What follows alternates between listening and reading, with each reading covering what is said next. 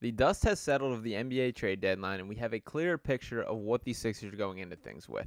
Now, we still have to wait for news of what the buyout candidates will be to fill out the final remaining 3 roster spots on the team, but we are getting a little bit of noise from the Sixers superstar himself. Joel Embiid spoke out and took to Twitter to give a little bit of his Troel moment and give his thoughts on the process. So to dive right in, Joel's specific tweet following the deadline, this coming 46 minutes after the deadline concluded, saying, "Lots of people got better," with 3 exclamation points. "That's fun for competition, ...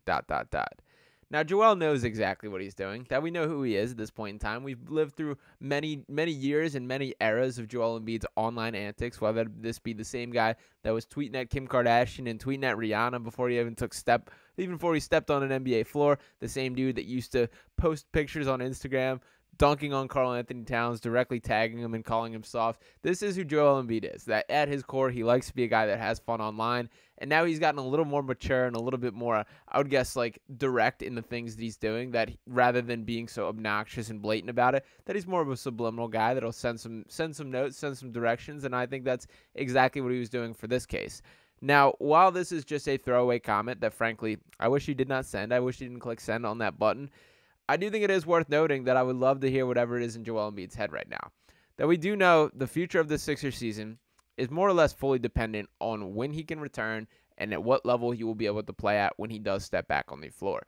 That my personal opinion has always been, when you have Joel Embiid playing at the level he has proven to be playing this year, you cannot afford to waste any season. That you don't know how long that window will stay open to contend with him at his MVP level, so you go for it year in and year out.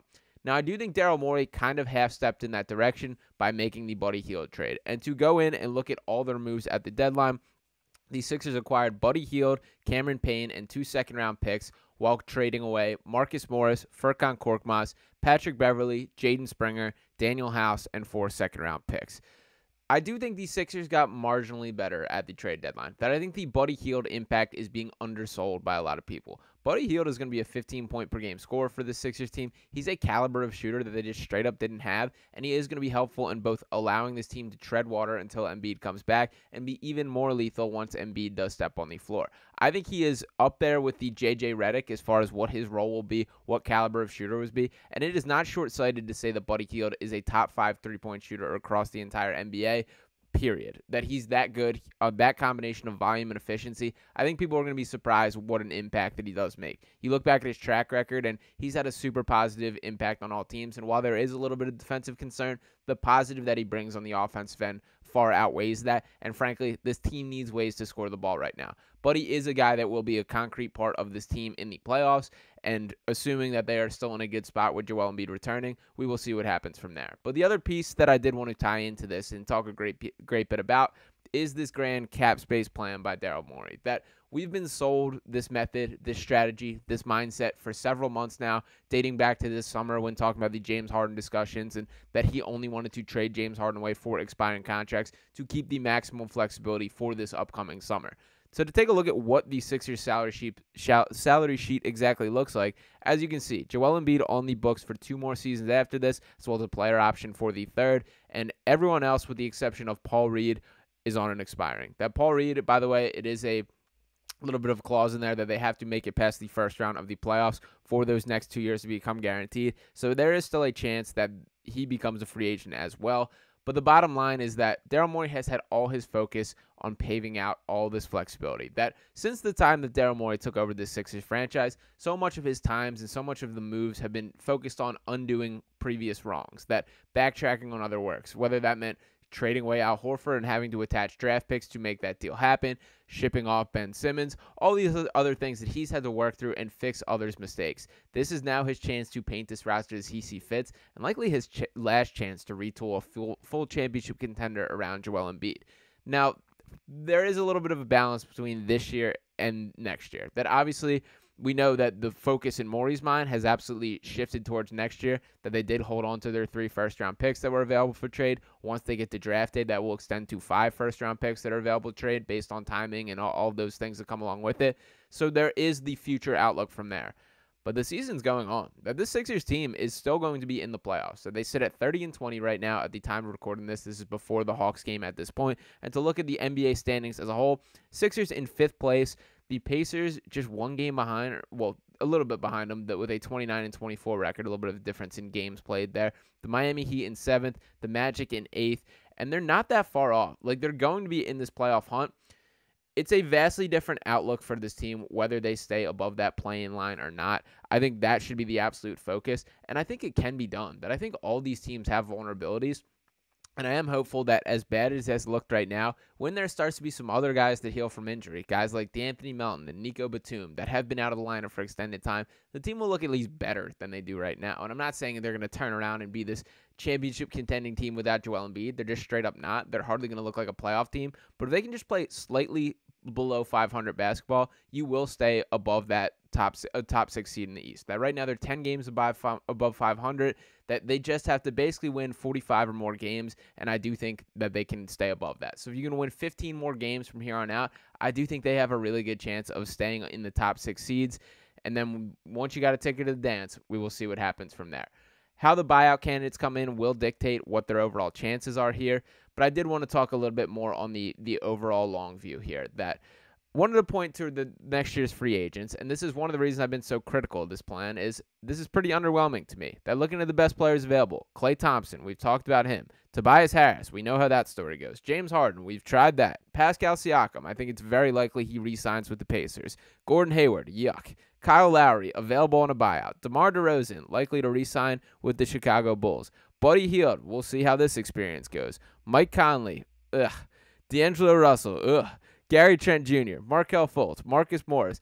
That is far from the star-studded list that I think many have in mind. And now there are guys that could become available. LeBron James, Paul George. Those are two names that jump out that could opt out of their player options and become available on the open market. I know LeBron specifically seems to be teasing things, and there was a report about Paul George and the Sixers being very aware that he has not signed his long-term extension yet. But the bottom line is this isn't this star-studded team. Now, what are star-studded options that Daryl Morey has to attack?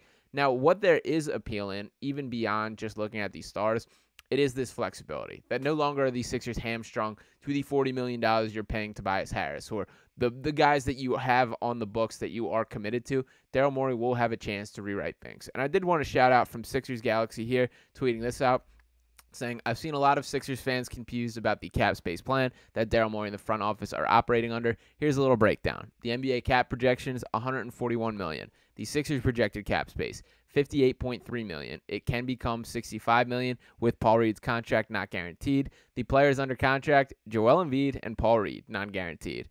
Well, why would they preserve all this cap space when the free agent class isn't that strong?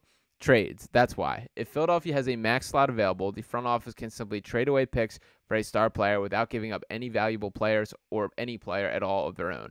Also, by not trading away any first-rounders yesterday, Philly can now offer up to five around the draft. Those will come in handy when you're bidding against teams like OKC and the Knicks, who are all expected to be active in the star hunting market this summer. So I do think that is well said. I'm just still a little short-sighted on there has to be a guy that becomes available for trade. And I'm seeing the whispers of names like Trae Young. I have no interest in that from a Sixers perspective. I don't think that's going to be a good fit next to Joel. And I do think Trae Young goes underrated in the conversation of how good he is on an NBA scale, but I don't see the fit from that standpoint. Paul George seems like a pipe dream and a guy that I would love on the Sixers team, but I can't realistically see him leaving LA. LeBron James obviously would be phenomenal, but he's also 40 years old. He wants to be out in LA, and he more specifically wants to play with Bronny James if he takes this NBA leap this year. So every guy that I kind of talk myself into feels like there's this little scratch next to it of why it won't happen. Now, in the end, you are building an ecosystem that should attract high-level players, that Joel Embiid obviously still playing at an MVP level. Tyrese Maxiell, this up-and-coming star who has a blank check attached to whatever he will be being paid next year, that the Sixers should absolutely lock him up on a long-term deal. And with that, by the way, comes the pressure of then actually being the number 2 guy. And we will see how that ultimately takes place. I think the rest of this season will tell a lot about what the future outlook is for Tyrese Maxiell. Frankly, for the early time frame, looks like that he might not quite be ready to be a guy capable of keeping an offense afloat the way that they truly need him to right now. Maybe this is just him being a little under the weather. I know that he's battling some sickness. I know that he's hitting a little bit of that wall midpoint of the season. There's a lot going on that I'm not going to fully throw at Tyrese, but it has been outside of those nights where he catches fire and shoots the lights out from three, can drop 51 points. I haven't seen that consistent level to elevate the floor of a team that you basically have to do as a star. That is something that Joel Embiid is so good at that I don't think he gets the necessary acknowledgement for, of when he's on the floor, they're going to be a good team. It's as simple as that he is that level of game-changing talent. I don't think Tyrese is ever going to approach the Joel Embiid level of special, as talented as he is, but there still has to be a little bit of more ability to raise everyone around you, to increase the level of guys around you in a way that I have not quite seen from him. Still 23 years old, got a long way to go, and has answered every call so far, so I'm not going to say he can't do it. I don't think there's anything that I want to say he can't do at this point because he's blown through every expectation to this point, but something to keep an eye on moving forward. But this all comes down to what Joel Embiid's outlook is. That with that tweet, that is something that kind of sparks a little concern in my head. That if Joel Embiid is sick of things, if Joel Embiid is sick of just continuing to kick the can down the curb, of not having this true plan, of always pushing till next year, I would understand. And if Joel Embiid walks in that office and says, Daryl, I'm sick of things. I'm sick of this not being progress in us getting closer to this championship. Daryl kind of has to respect that. So I'm not saying that Joel Embiid is going to walk in there and request a trade tomorrow. In fact, I think it's much more likely that he does return to play this season, recovers from the meniscus, and they have some sort of playoff appearance. But you do have to wonder what his long-term patience is. I'm not going to act like these Sixers have been perfect in the way that they have managed both Joel and the organization as a whole. In fact, they've been pretty far from it. So if that's the case, Joel is a special talent. Any team around the league would absolutely welcome him, and it would take a haul to make it done. I hate that the groundwork feels like it could be laid for a rebuild as well. And if you want to do a rebuild, the best time to do that is when you have a blank cap space as well. So a lot to think about there. I hope that is not the case. I hope Joel Embiid is fully hand in hand and fully aligned with Daryl Morey's vision. But there's a lot that's still to go down within the Sixers organization, and I would be lying if my panic meter hasn't increased slightly about the long-term future of Joel in recent days. Let me know what you guys think in the comments. How legitimate of a concern is that? And is that something that has not gotten enough attention? I do want to hear from you guys with that. Make sure you're dropping a like on this video. Drop a subscribe to the channel. I'll be talking to you next time right here on Sixers Digest. Peace.